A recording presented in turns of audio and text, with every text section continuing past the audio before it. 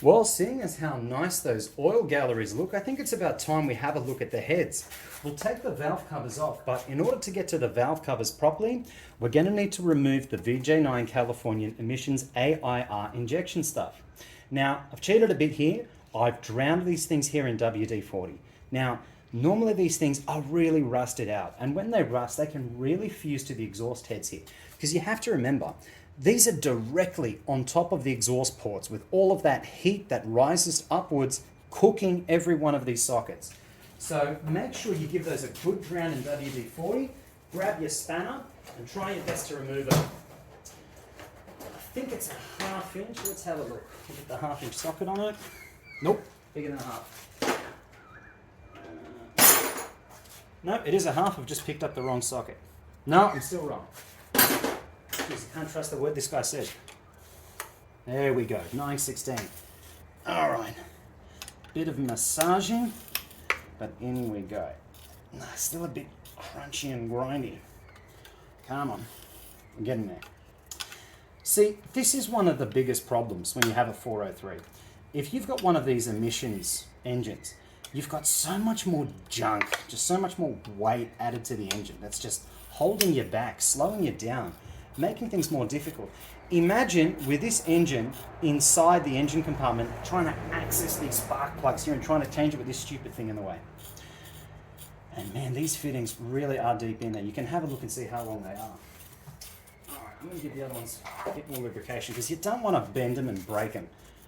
Not that you want to reuse them again, or maybe you do, but just because it's such a big hassle to try and remove them when they break off in there. See, even with all this oil, even after breaking them free, they're still very crunchy and grindy to move. Alright, I think that oil's seeping into the threads there and now it's starting to come loosey-goose. This one's coming off nicely now. But it's not easy to break them. And these things, you really don't want to put too much force because you can just as easily strip them or mulch these sockets. So it's just going to make your life so much harder. So go easy on them, use the right tool for the job. Again, 9/16, not whatever stupid size I said before. And gently get these things out. I'll show you once they're off too. The threads on these are really, really long. Now, what's interesting is, I don't actually know if this is required on the NA6 high altitude emission certification. Because I've seen a couple of NA6 cars, and some of them still had the federal heads, which had just blank ports there. There was nothing actually there, like no sockets like that these things thread into. So maybe those NA6 high altitude emissions ones just received a 403 Oldsmobile because it was just a more emissions friendly engine as opposed to the 400 Pontiac. I'm not actually even sure what some of the emission states are. I think one of them was Utah. I saw a build sheet or a PHS dealer invoice that showed the option NA6 on a car that went to northern Utah. So again, if you haven't got PHS or a build sheet for your car, it's just invaluable information. You really can't go wrong. So PHS is Pontiac Historic Services, and it's info that you can't get for like a Buick or a Chevrolet. It's like you get your original dealer invoice, it shows all of the RPO codes. It'll show if your car was originally an emissions state 403. Something else we'll probably mention as well is another easy way to see if your car was originally a 403 Oldsmobile car was it would have the VIN code K. Every year the 403 was used, between 77, 78 and 79, the VIN code would be K. So if you had a 77 Trans Am with a 403 Oldsmobile, chances are your VIN number was 2W8K7L. And funnily enough, I think most of the high altitude or Californian emissions ones did come from the California plant, but there were still heaps of these cars that were built at Norwood, Ohio. So one prime example is, let's say you lived in California, but you ordered a brand new Y82 Special Edition Trans Am. Well, if you didn't know, the Special Edition Trans Ams, or the Y82s, the ones that have T-tops, had the T-tops installed at the Hearst facility. Now, the Hearst facility was over at Norwood, Ohio. So even if you lived in California, your Y82 had to be built at the Norwood plant so you could receive the Hearst T-tops. Ergo, if you had a Californian emissions one, they'd throw the 403, they'd throw all this emissions equipment in it, and off it would go across the road to Hurst to get the T-tops installed. Okay, this one came off really nicely. Actually, no damage at all. This is probably the nicest one I've ever pulled off. Normally I mangle them. Nice and smooth, good shine. Mate, a bit of steel wood, this would scrub up and could go straight back on, should we go down that route. But you can see how long those threads actually are. So if you're scrubbing through and trying to unscrew these things, there's a little ways to go. See, normally this is how much they start to rust out across all of them. So you've really got to make sure you get some good lubrication or penetrant inside these sockets here to make this thing come out as easily as possible, because you'd hate to strip it when it's in there. Let's get started on the other side. Well, here's an interesting thing I've forgotten to mention. The heat stove.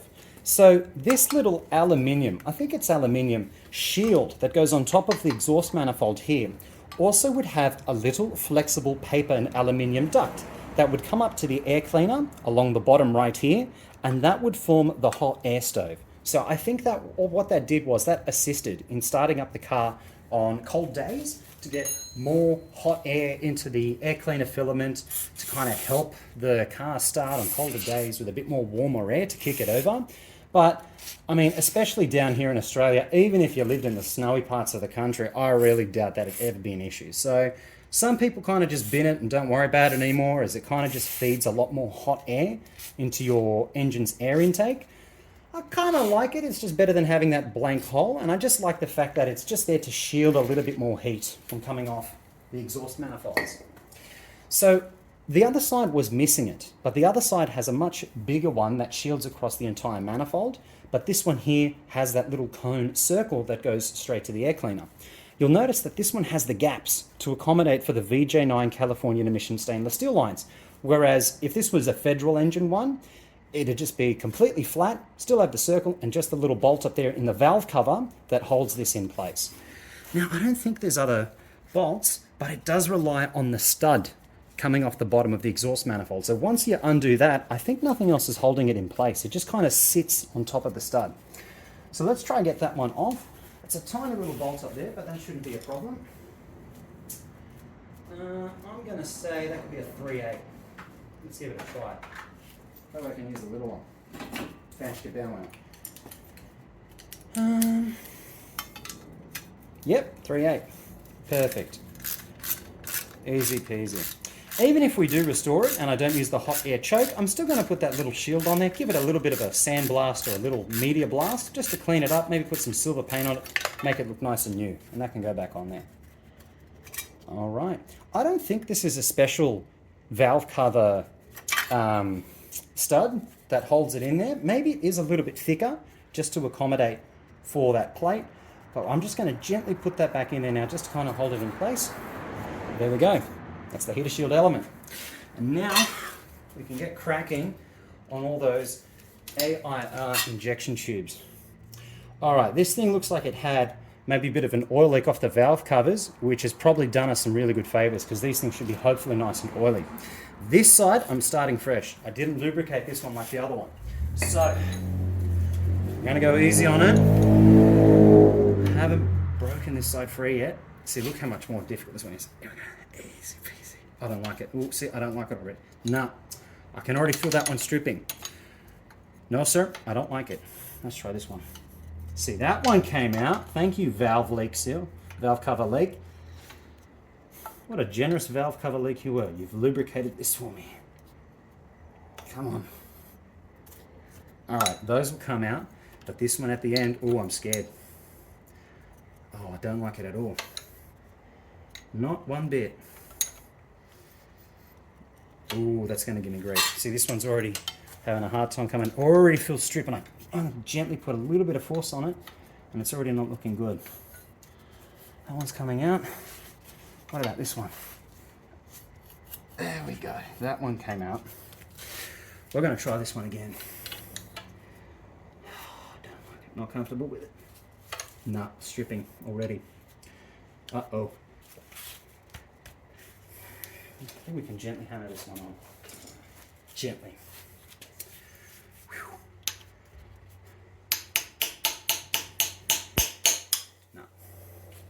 Doesn't want to go on now. No, that goes on too easy. And then on this side.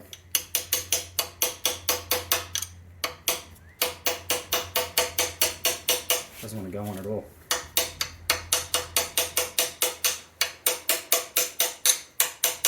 Don't forget, this is the right size socket.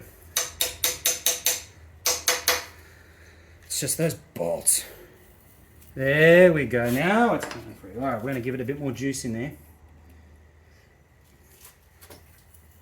Oh yeah. Not easily, but it's coming now.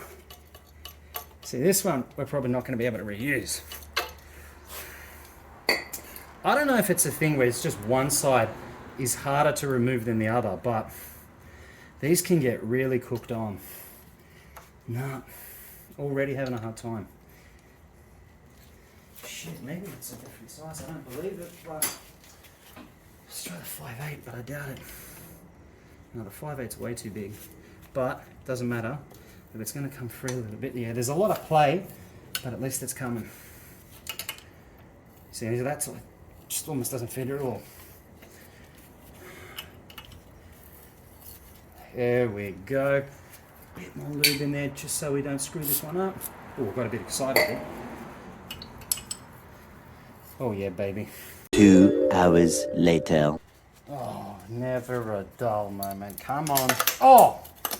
Gotcha, you chummy bastard. Alright. Well, there you go. Well, let's have a look underneath these valve covers. Plenty of elastic on them, but we'll have a look and see what's underneath. I mean, man, if it's anything like that main lifter gallery, I mean, this block should be pretty alright. See, that bolt's not original. Normally, these 403s, I guess most of the Oldsmobile V8s in general, they have this style of head bolt, valve cover bolt. Some of the flared well or whatever. So that's the correct style of bolt. That one definitely isn't. It's just got a washer underneath it. Probably should find somewhere a bit more appropriate to store those for now, but they're coming up pretty easy. You'd hope so, right? There's nothing but oil underneath there, so I've taken that PCV breather off the top of the valve cover, and it looks pretty good in there so far, but you can't tell too much from there. One clue to me is the valve covers aren't too dented and dashed in. So I'm hoping underneath they should be pretty good, because a lot of the 403s I've seen, like the valve covers are all trashed, and you can kind of tell that's an engine that's just kind of been sitting outside or in the mud or something like that. Yeah, I see a lot of like dirt and grime is coming off. Geez, they're coming off very easily. They don't need any pressure at all, which is a pleasant surprise. So I'm going to need a different socket for these, because all these other ones, they were 3.8, I'm pretty sure. Yeah, they were 3.8s. But this last one here, it's a little bit big. It's one size over. Keep the socket there for now, because we'll use that for the other valve cover. Alright, let's try the 716 on that one. Yeah, I definitely don't think that bolt is meant to be oversized for any particular reason. I think they've just lost one, and they've thrown this on there instead.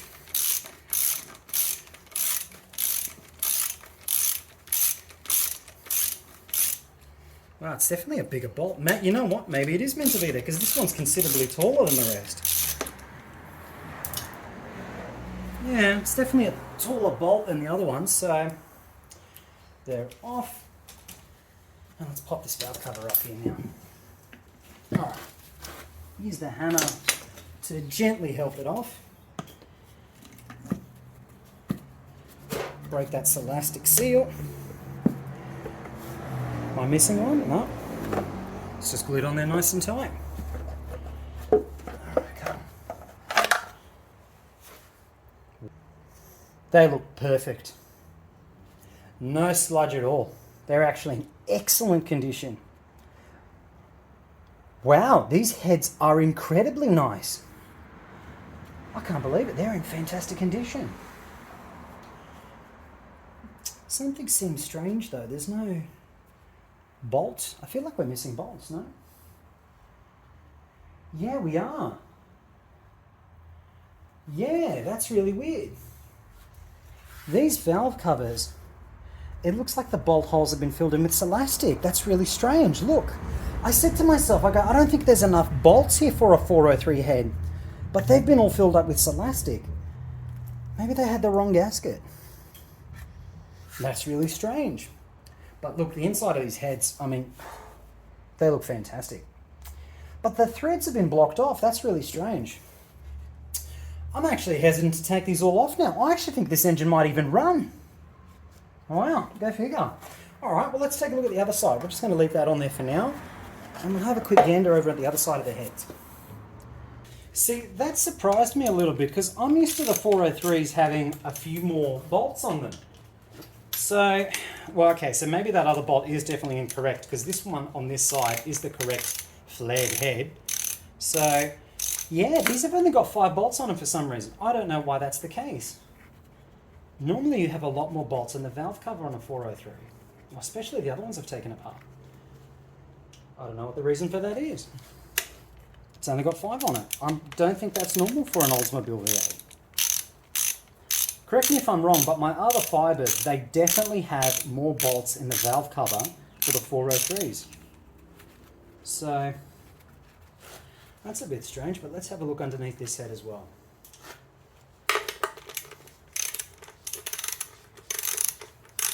You know what? Maybe this was a healthy running 403 and I've just taken it apart for no reason. I guess the heads could be cleaned out or something like that, but I don't even really want to do it now because they look so nice on the top end. I think we might be in for some surprises when we get to the bottom end of this engine though, because I'm actually baffled how nice these have come out. Because when I had shipped the Formula down, like, you know, you'd expect while it's in transit on the pallet that the shippers aren't going to be too gentle to it. It wasn't wrapped up in plastic or anything like that, so I thought there'd be water in it or something like that, and I mean, so far these valve covers look awesome. Alright, that bolt needed a few Ks to get out. Last one. Oop. That one's got a lot of dirt on top of it, so it's not seated well. Yep, I probably should clean that off a bit. Ah, bugger, it come off my hand, it's pretty loose. Yeah, we're getting there. And okay, it's off. That valve cover came off pretty easy. Wow. Again, the head is really, really clean inside. There's not a lot of oil or grime buildup. All the valves look really neat. Nah, no burn marks, no scoring. The bolts look really clean too. The inside of the valve cover looks like it's got a bit of grime. See, that's weird. These heads are not tapped to have more bolts in them. I don't know why. I've never seen that. I've never seen that on an Oldsmobile 4A head. Normally, every hole here that you can see here, you can see there's the outline for a hole. These are normally tapped and threaded. That's so strange. I've never seen that on a 403 before. Go figure. Alright, let's leave that valve cover back on there just to keep those journals clean, and maybe we'll take the heads all the way off and see what the pistons look like. Alright, what we're going to try and do now is remove that stupid single crossover exhaust that a lot of the late 70s and 80s Oldsmobiles used. Now, I don't know why they thought this was a good idea. I guess it was an emissions thing, but like, come on.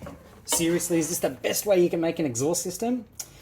Oh, the problem is these bolts are going to be so fried. I can't tell if that's even turning. I actually can't see the thread moving. That's actually worrying me. It's got a lot of WD on it, so am I doing it the wrong way? That can't be good.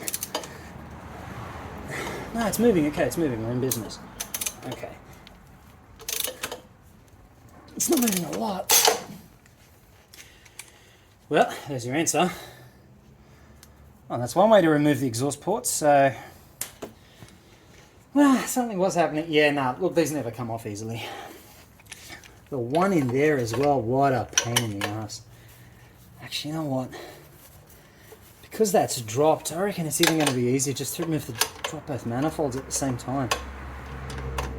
Yeah, because this is like, nah, that's terrible to get to. Nah, that's terrible. You know what? I think we're better off just dropping the whole manifold. And then, yeah, because you can do both of them at the same time. All right, that could work. All right, we're just going to pull the Thanos and go right for the head.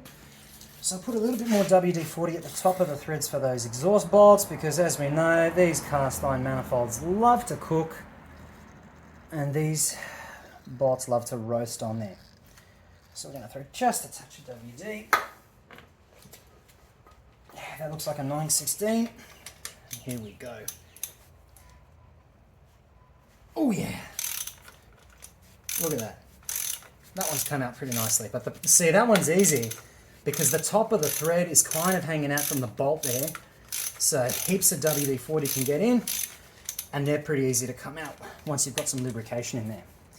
See, just at the top here, there's that hole for where the bolt thread comes out. And easy peasy. Nothing compared to those exhaust manifold ones where that crossover port is. All right. See, 1 can of WD-40 saves you hours of bolts being stuck. Wow, this one was, wow, finger tight. That was super loose. I didn't even have to break that one. I don't know why that one was so loose. These are coming off suspiciously easy. There's got to be more. Is that it for the 403? Maybe there is. I thought there was some underneath, but maybe not.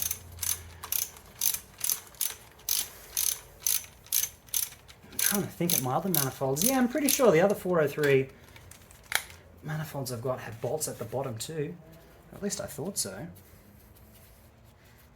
Maybe not. Yeah, getting there.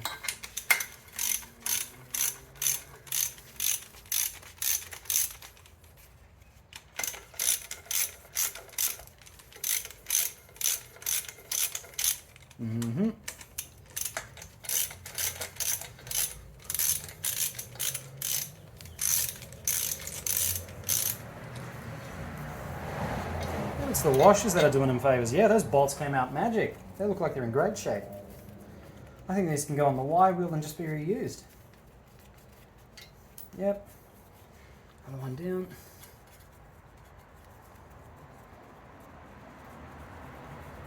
And getting there. Sweet. Number 4. All right, beautiful. Is that going to pop off? Yes, it is. And that's all that's holding him. All right, let's hit the other side. Now, I don't know what the story here is, but on this side of the manifold, these bolts actually have like an extended stud that comes off them. This one's still a standard bolt. There's no washer there, which to me says maybe that's not meant to be there. But these just have a longer studded thread for some reason. All right, see, this one's come out really easy. Even though the top of that bolt is really rusted, that one's coming out no problem. The rest of these, they look like they're going to need a spanner. So they look like 916s as well. This bolt was a 916, so that's coming out pretty smoothly. Again, just put a bit of WD-40 in there and break them loose. Yeah, cool. Actually, there's this one up here as well. That's holding the manifold in. This one's actually got 5. The other one only had 4. This one's going straight into the head there. Oh, still really loose. Awesome. All right. Man, I'm telling you, normally they are not this easy to break off. Maybe I've just had so many rusted 403s that just wouldn't come apart. Ooh, they are 2 completely different type of screws. Maybe because this head's solid, doesn't go all the way through. Oh, it's not even rust, it's just full of elastic. Okay, all right, let's get a 916 wrench on these. That's the 916 there. Okay, let's give it a crack. Sweet, that one's coming out nice and gentle.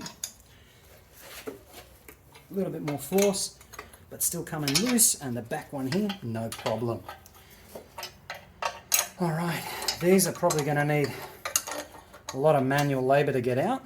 So, We'll speed things up a little bit here and get these off. I knew it was too easy. I was like, there can't just be 4 bolts. So we've got 1, 2, 3, 4 bolts that we removed. And I was thinking, nah, there's got to be one on top somewhere.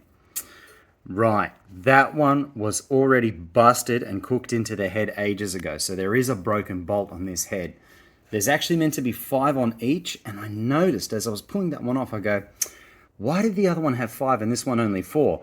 Well, there's the answer. That one snapped off inside the head, and that's a pain in the ass one to get to as well. I'm sure it's going to come as no shock, but all these spark plugs are rotten. So we'll break these out and have a look what they look like inside. Also just kind of gives that opportunity to throw a little bit of oil down the boards, because you know what? The block doesn't turn over. Well, at least it's really tough to turn over. It jiggles back and forth a little bit, but it doesn't turn over too easily. Looks like it just had some standard auto light plugs on it, nothing exciting, so even the oil filter, it all just looks kind of like just standard kind of cheapo parts. I think the correct thing to run on these is some of those NGK VR5s, or the VR4s. They normally run a little bit cooler, but we're almost there. Yeah, that's that. Yeah, the plugs are rotten. Yeah, they're very rusted. I think they can go straight in the recycling. I think I was only just keeping them in there just to fill the hole, because you didn't want any water or anything heading straight down those galleries. But yeah, these plugs, yeah, they're a bit rusted inside, and if the spark plugs are rusted inside, I mean, I don't think that's a good sign. This one's really black. That one looks like it was fouling. Like really black. Okay. What's inside of them look okay. Yeah, this one's a bit black as well. Not too bad. The ones at the front were worse than the ones at the back. See, those ones weren't rusty at all. These two at the front, they were very rusty. Alright, let's look at the other side. Yeah. A little bit tight, but not that bad.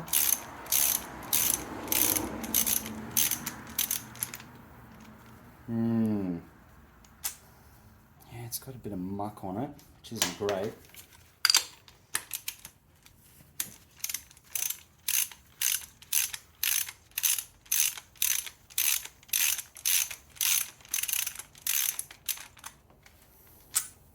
That looks pretty good. Maybe it's because the block is leaning towards the front. Maybe the moisture's travelled forward, or the water's kind of followed gravity down towards the front of the engine. Okay. Yeah, that one's got a lot of corrosion on it too. Alright, last one.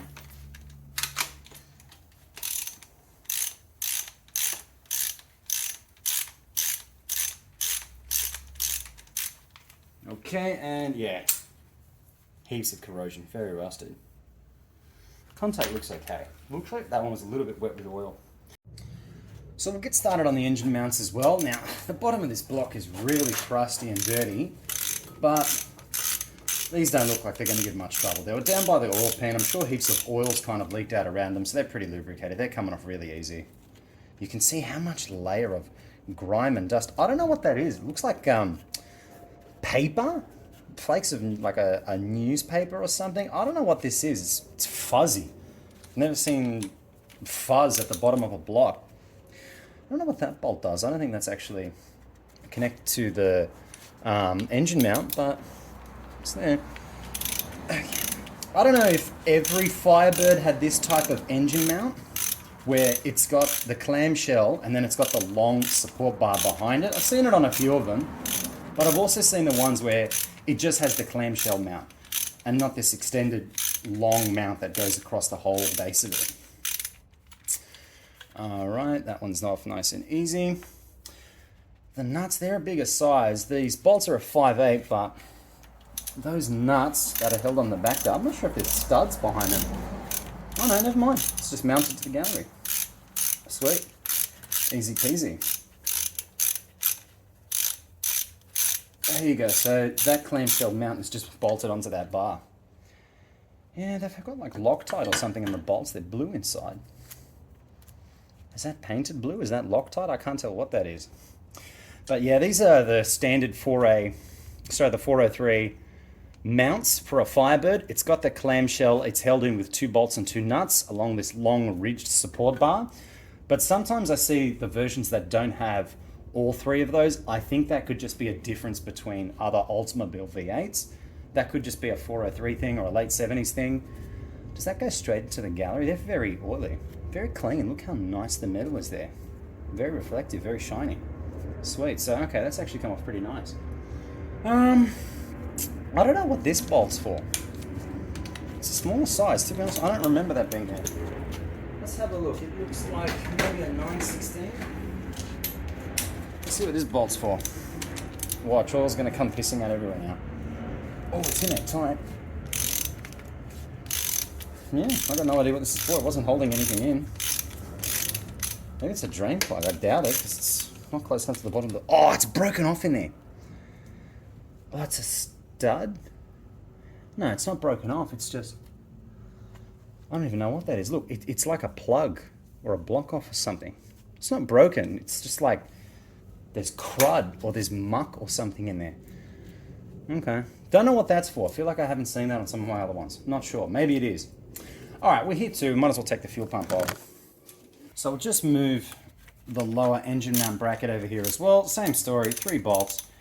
Oh, look, that plug is on this side as well. Maybe it is just like a fill plug or something. Or a drain plug. But yeah, no, these ones are coming out too with that blue Loctite stuff. Or maybe it's just leftover engine paint or something.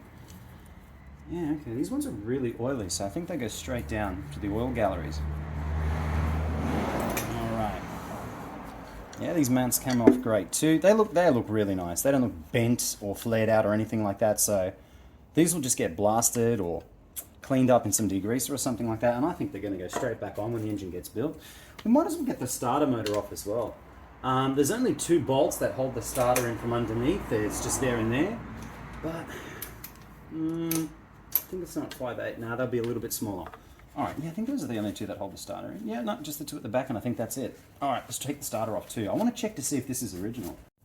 These GM starters, they're pretty standard. Like you can probably pull one off, like a Buick Electra, and it would probably still be the same model.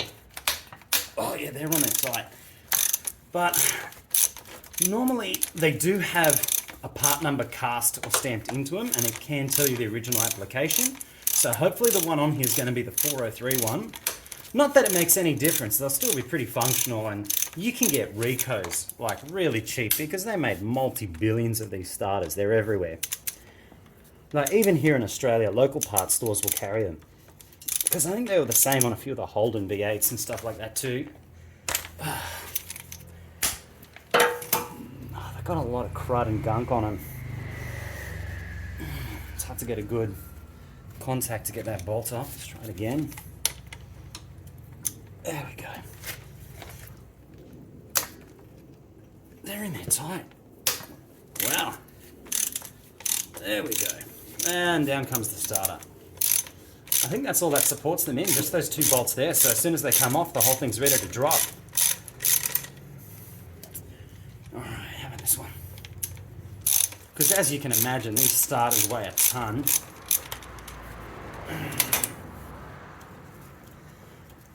Oh, they're getting there. No, needs a bit more love.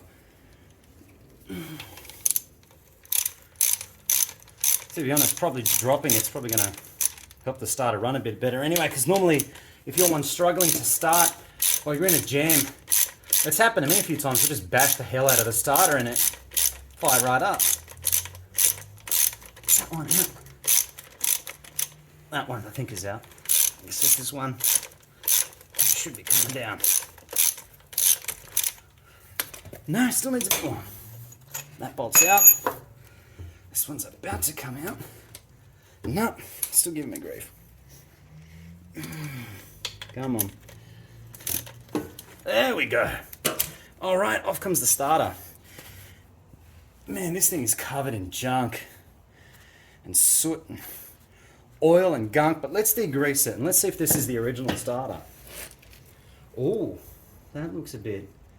How you going? What's meant to be in this bolt hole? Alright, let's degrease it. Let's check this starter out, see if it's original. Let's scrub a lot of this crap off it. It's got like broken cable ties and looks like cockroach droppings or something. Oh yeah, so you can already see right away Dilco. Remy. Alright, let's put a little bit of degreaser on it.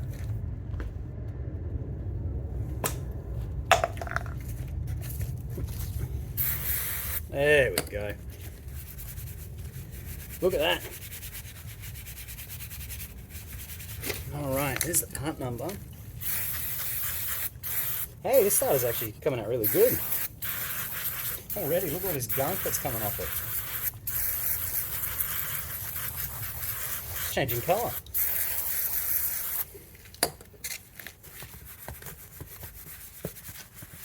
Get more scrub. I can see the part number now.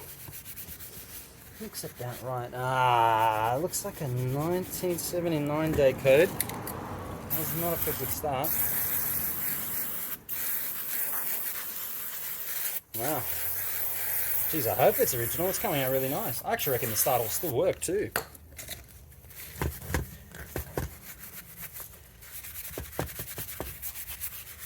Alright.